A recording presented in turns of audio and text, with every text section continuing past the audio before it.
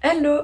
Aujourd'hui je te retrouve dans un nouveau bilan culturel qui va couvrir du coup juillet et août. Ça va être un bilan culturel de la flemme parce que là c'est mon jour de repos.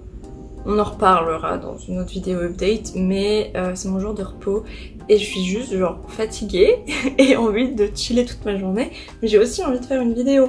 Donc bref, ça va être un bilan culturel de la flemme. On va du coup commencer par les films, j'en ai vu un certain nombre quand même. Je suis allée voir Cruella au cinéma. Donc je pense que tu connais le personnage de Cruella dans les 101 Dalmatiens, etc. Et là en fait on va revenir un peu sur les origines de Cruella.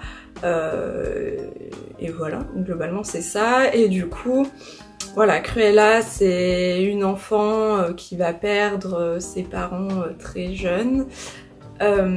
Et qui va se retrouver dans Londres à essayer de se dépatouiller, etc., à rencontrer du coup ses futurs amis et à évoluer dans le monde de la mode. Je fais un résumé assez large pour pas te spoiler certaines choses dans le film, mais voilà, globalement c'est ça, et elle va travailler en tant que designeuse de mode et donc créer diverses tenues pour une maison de mode, etc., etc.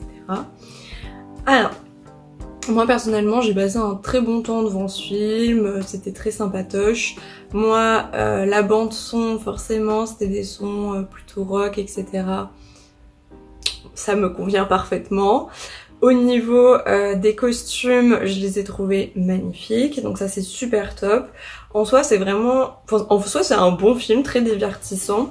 Il y a quelques petits points, notamment il y a quelques clins d'œil aux Dalmatiens par rapport à Cruella et sa relation avec cette race de chiens, qui sont du coup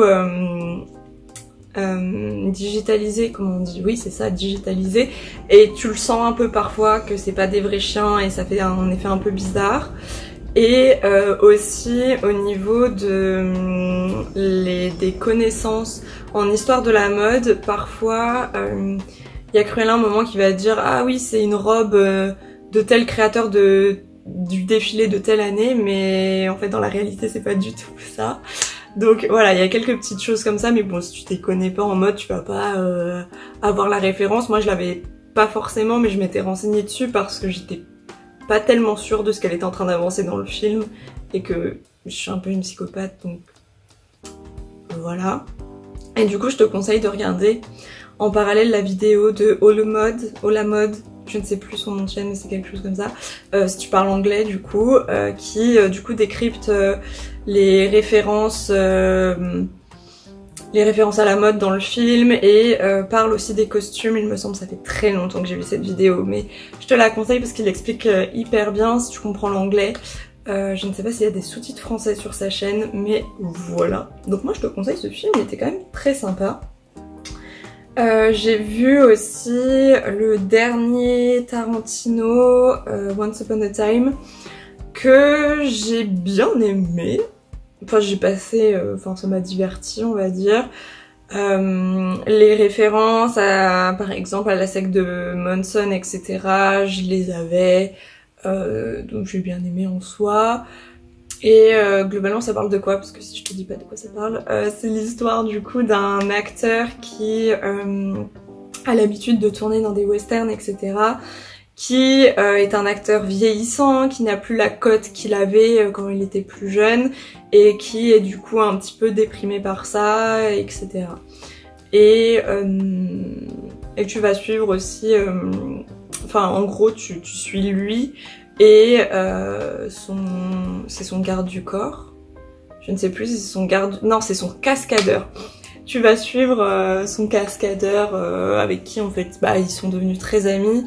Et voilà, donc tu vas suivre un petit peu leur parcours et voilà, globalement. C'est un peu tout ce que je peux te dire, mais en soi j'ai passé un bon moment, ça reste du Tarantino. Et voilà. Ensuite, j'ai regardé Chicago, donc si tu aimes pas tout ce qui est comédie musicale et quand ça chante, tu vas peut-être pas forcément aimer, mais moi j'ai beaucoup aimé. Du coup, il me semble que c'était sur Netflix, je ne sais plus où je l'ai vu, mais bon bref, passons. Ça va raconter l'histoire de différentes femmes qui sont emprisonnées pour meurtre, donc on va en suivre une qui est un peu la figure de la femme un peu chétive, à la peau pâle, blonde, la gentille fille, etc. qui en fait a tué son amant.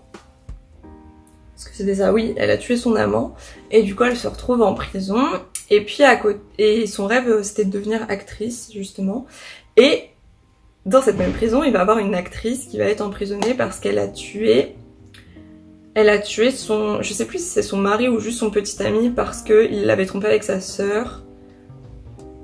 Voilà.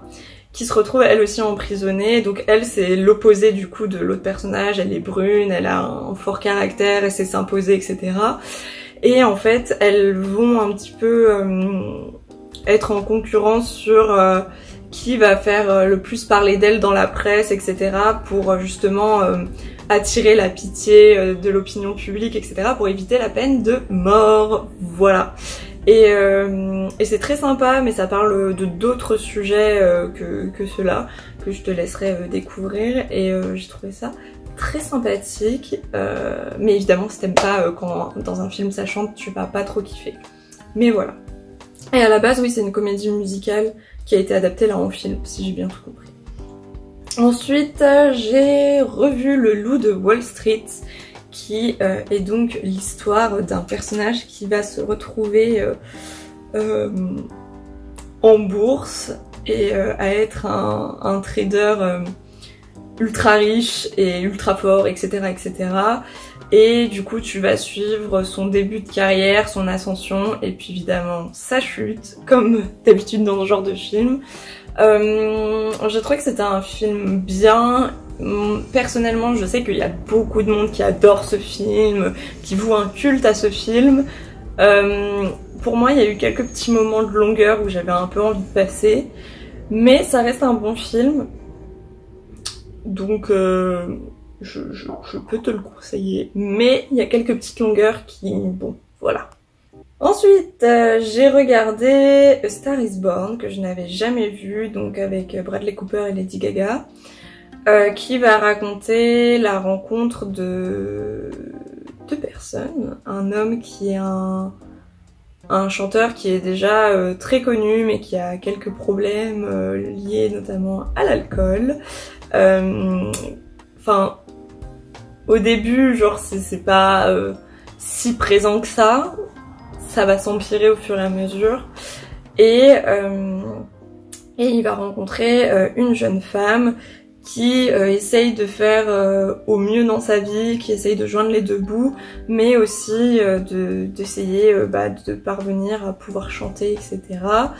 Et du coup on va suivre l'évolution de ces deux personnages, encore une fois leur rencontre, l'ascension des personnages, et puis la chute et peut-être une phase vraiment moins fun et beaucoup plus tragique. J'ai trouvé que c'était un très beau film qui était pas si niais que ça, parce que j'avais vraiment très peur, comme ça raconte quand même une histoire d'amour assez puissante mais en même temps un peu chaotique. Je me suis dit j'ai peur que ça soit niais, j'ai peur que voilà, et en soi c'était pas si niais, parce que j'aime pas trop quand c'est trop niais. Enfin ça dépend, mais là c'était un bon équilibre et c'était un film très touchant que je ne peux que te conseiller. Alors ça chante aussi, mais c'est pas dans le style comédie musicale, c'est-à-dire ça chante parce que les métiers des personnages c'est d'être chanteur, donc forcément faut qu'ils chantent à un moment, donc voilà. Donc ça devrait pas trop être dérangeant si t'aimes pas trop les films comédies musicales. Donc moi je te le conseille vraiment par contre ce film là, parce que j'avais un peu d'appréhension avant de le voir et finalement ça s'est bien passé. Même si bon, il y a eu Il me semble qu'il y avait quelques petits moments où on atteignait ma limite du niais, mais c'était bien quand même. Ensuite, j'ai vu le film Annette, donc avec Marion Cotillard et Adam Driver. Du coup, Annette, ça parle de quoi? Ça parle de l'histoire d'amour d'un comédien de stand-up et d'une chanteuse lyrique qui voilà, tombe amoureux, machin, décide d'avoir une vie de famille, etc. Sauf que leur popularité ne va pas être à égalité à partir d'un certain moment, et puis l'un va devoir plus s'occuper de leur fille et donc laisser un petit peu sa carrière de côté, un petit peu. Et du coup va avoir une brisure, ça se dit, une fissure dans leur couple, et ça va mener à certaines choses et au chaos un petit peu. Et ce qui est assez particulier, c'est que Annette, qui est l'enfant du couple, n'est pas un réel bébé, c'est une marionnette. Et je n'étais pas prête à ça. Voilà. Je ne m'attendais à rien. Je ne connaissais pas du tout le réalisateur. Je sais pas si j'ai aimé ce film, je suis encore perplexe. Comment dire? Alors, déjà de 1, c'est un bon film au niveau mise en scène, au niveau de la photographie. C'est vraiment un bon film là-dessus. Mais l'histoire m'a pas transportée plus que ça. Et j'ai été en fait pendant tout le film extrêmement perturbée par Annette. Ce qui est un des buts, évidemment, parce que sinon on aurait pris un enfant véritablement humain, si on voulait pas déranger le spectateur. Mais du coup, ouais, Annette m'a extrêmement perturbée. Au début du film, enfin j'ai bien aimé la scène d'introduction, enfin oui, la scène d'intro du film qui était vraiment sympa. J'ai bien aimé que assez souvent on brise le 4e mur et qu'on s'adresse directement à nous. Il y a des choses comme ça que j'ai bien aimé, mais d'autres où j'ai été très dérangée. Et il y a eu un moment, je pense qu'on n'était peut-être pas encore à la moitié du film, mais je me suis dit, purée, j'espère que ça finit bientôt, quoi. Donc j'ai pas été transportée, même si je reconnais que c'est techniquement un bon film. J'ai vraiment pas été transportée et je me suis beaucoup ennuyée.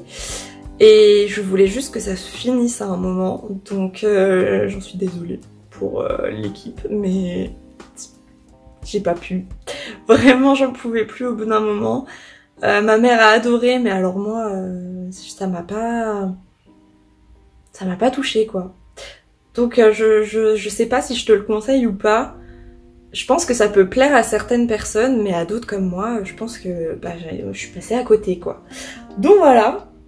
Ensuite, j'ai regardé le nouveau OSS 117. Donc, si tu le connais pas, OSS 117, à la base, c'est des films qui parodient les films d'espions, plutôt des années 60, il me semble. Et celui-là va plutôt s'intéresser aux films d'espions des années 80. Donc là, on change un peu de temporalité. Et puis, notre célèbre OSS 117 a un petit peu vieilli et rencontre aussi, est mis face à face à la nouvelle génération d'espions. Alors, c'est un film où j'ai pu rire, mais moins que les autres, moins que les 2 autres qui étaient d'un autre réalisateur. Donc j'ai un petit peu moins ri, il y a des blagues qui... Enfin, genre j'étais en mode, ok, ça me fait pas rire, mais ok. Mais il y avait des blagues qui me faisaient rire, et j'ai trouvé ça quand même divertissant, etc. Et ce qui était aussi intéressant, c'est que... Comment dire, habituellement, dans OSS 117, c'est les personnes touchées par, directement concernées par les blagues misogynes ou racistes de OSS 117 qui lui font prendre conscience que c'est raciste, misogyne, sexiste, etc., homophobe. Et là, on avait du coup le personnage de Pierre Ninet, qui fait partie des agents de la nouvelle génération, qui était lui-même offensé par ces blagues qui ne le concernaient pas forcément, donc ça j'ai trouvé ça quand même cool. Ça va traiter de sujets qui en soi sont totalement encore d'actualité, mais c'est vrai que j'ai peut-être un peu moins ri que pour les deux autres, mais j'ai trouvé ça quand même divertissant, mais j'étais peut-être moins originale au niveau de la mise en scène, etc. Mais ça reste divertissant, donc si t'as été sensible aux autres OSS 117, peut-être que voilà, tu vas quand même apprécier celui-là, pas autant que les deux autres, mais je pense que tu peux quand même l'aimer. Si t'es pas du tout sensible à l'univers d'OSS, peut-être que non, ça va toujours pas le faire du coup. Mais voilà.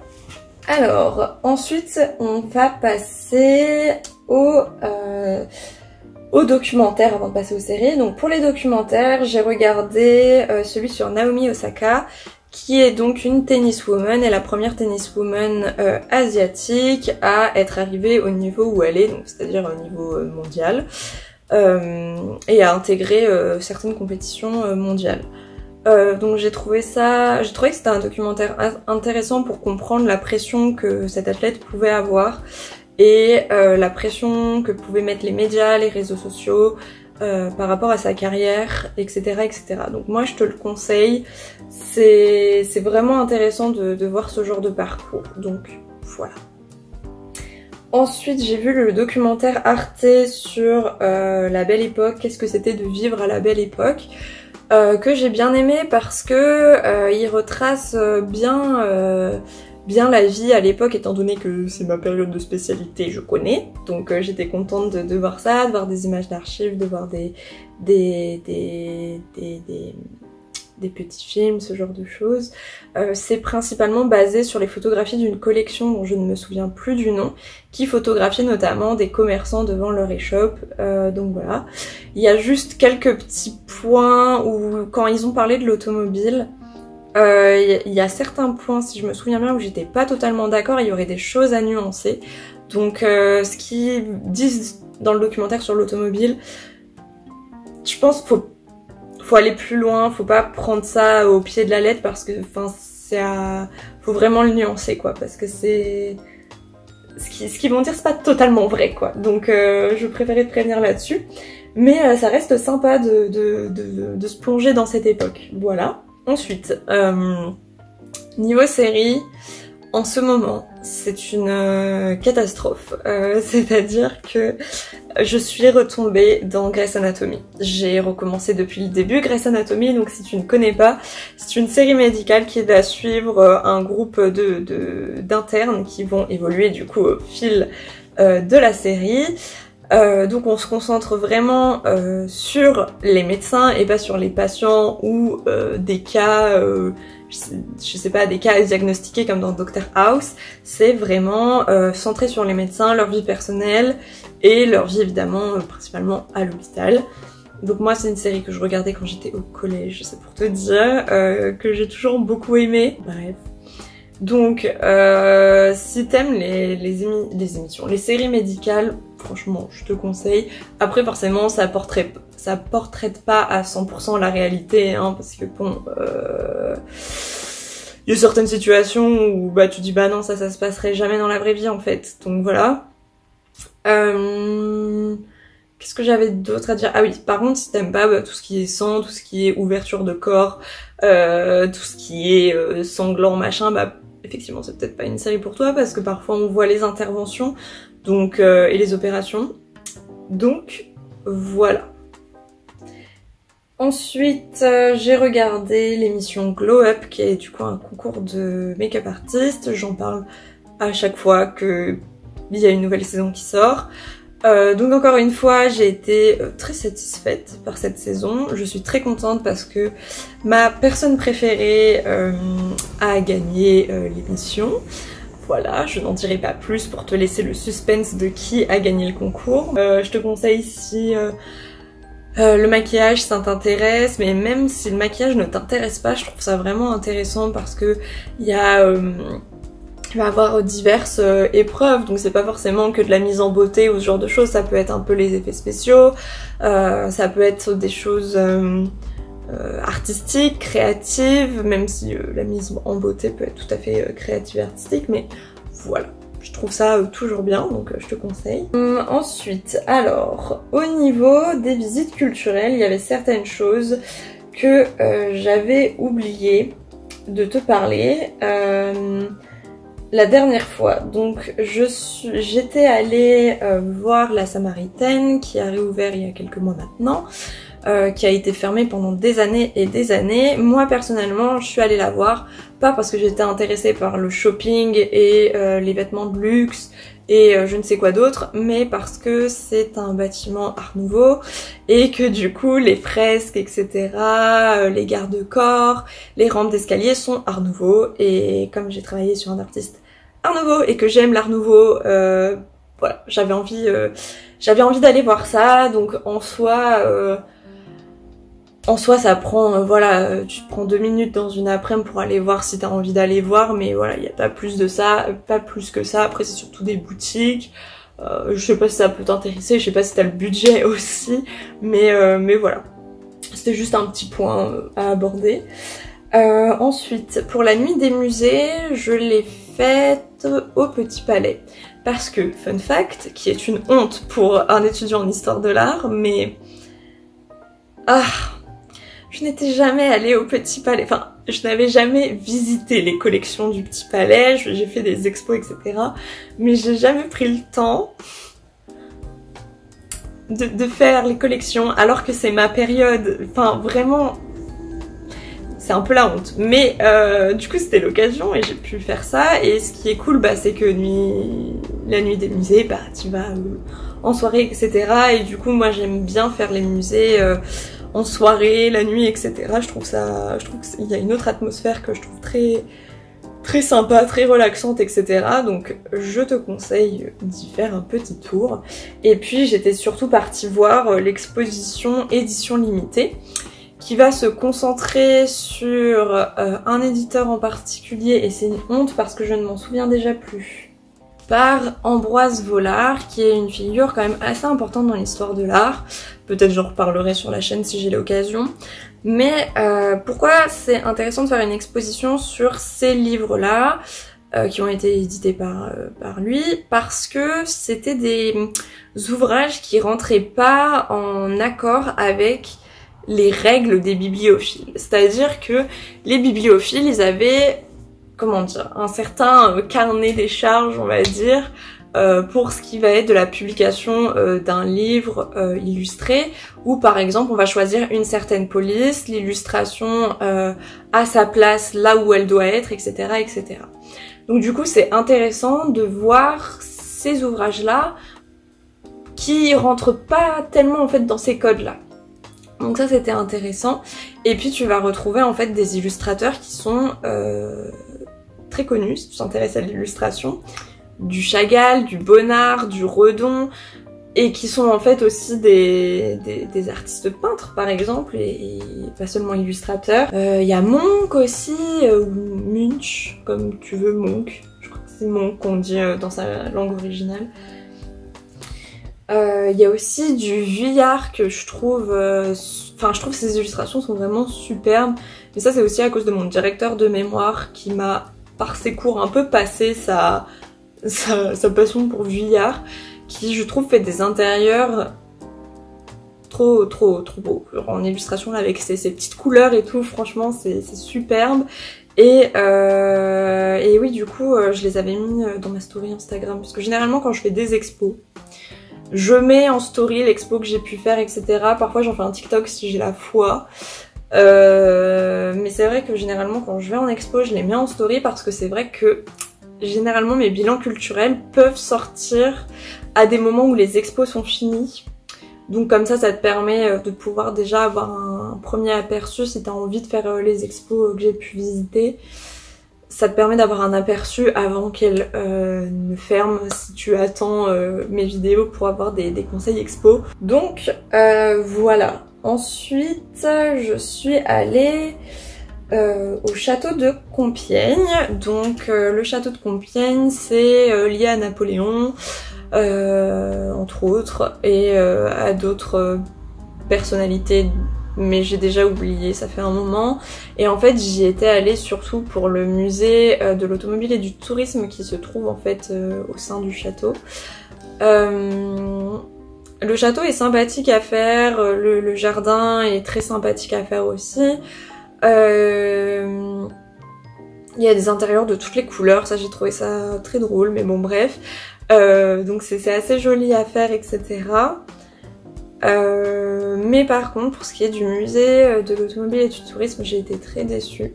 Parce que en fait, je pensais vraiment que ça allait m'aider pour mon mémoire. Et en fait, pas tellement. C'est-à-dire les œuvres que j'ai vues, j'avais déjà connaissance de ces œuvres-là, et je pensais qu'il y en aurait plus en fait. Je pensais qu'il y aurait plus d'illustrations, de toiles, de peintures représentant l'automobile, de modèles automobiles, bref. Et du coup, j'étais un peu déçue là-dessus, sachant qu'en plus, bah, pour aller à Compiègne, tu dois payer le TER. Donc j'étais un peu déçue. Sinon Compiègne aussi c'est une très jolie ville, soit dit en passant. Donc voilà, faut y prévoir quand même, faut quand même prévoir, je dirais, une demi-journée pour y aller, pour visiter, se balader dans la ville, etc.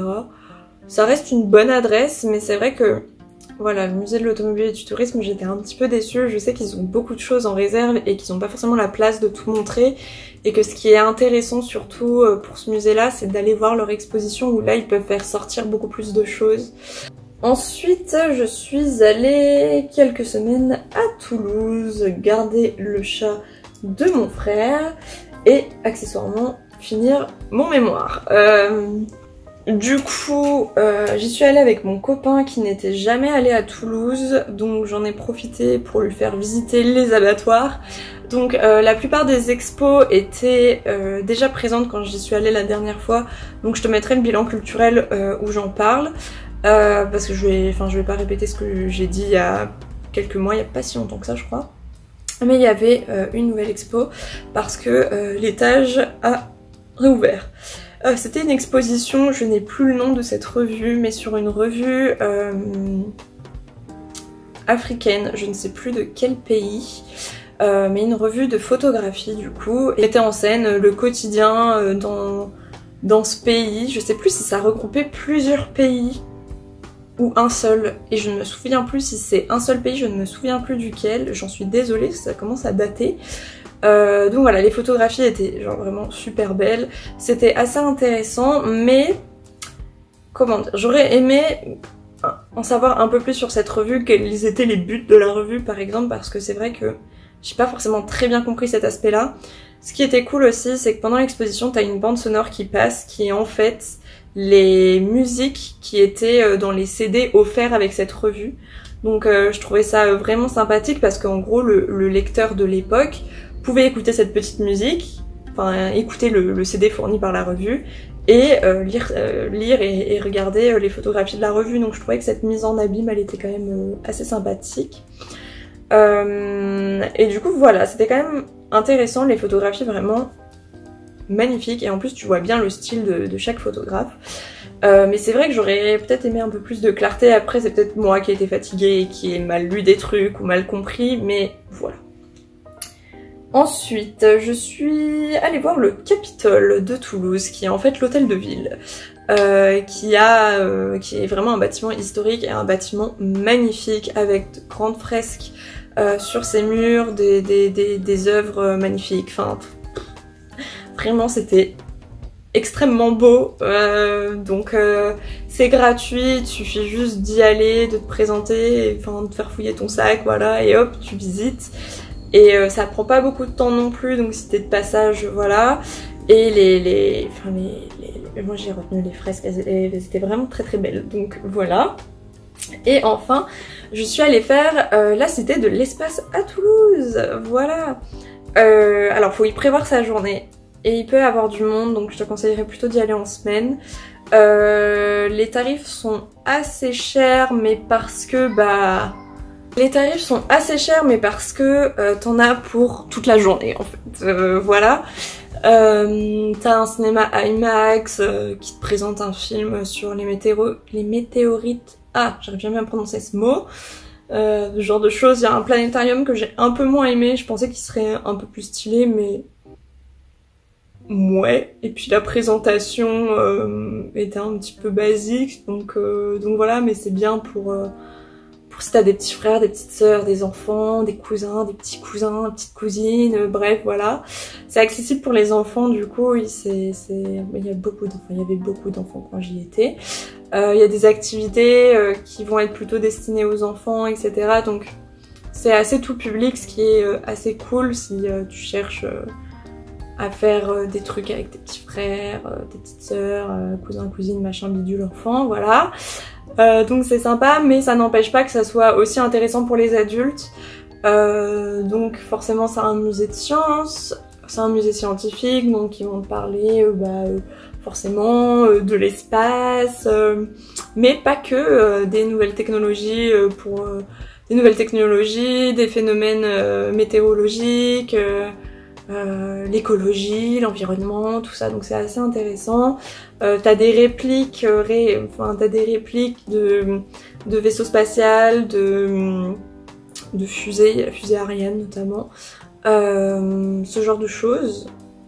Donc voilà, moi je te le conseille. En soi, moi je suis pas très science, hein, je suis pas très calée dans ce domaine, mais j'ai quand même compris, voilà. Enfin, après ça allait, c'était pas non plus trop hardcore. C'est bien expliqué, les informations sont aussi mises à jour, ce qui est pas mal parce que parfois dans les musées scientifiques ça arrive que les informations soient un petit peu datées. Là c'est assez mis à jour, c'est assez mis à jour, oui bref t'as compris.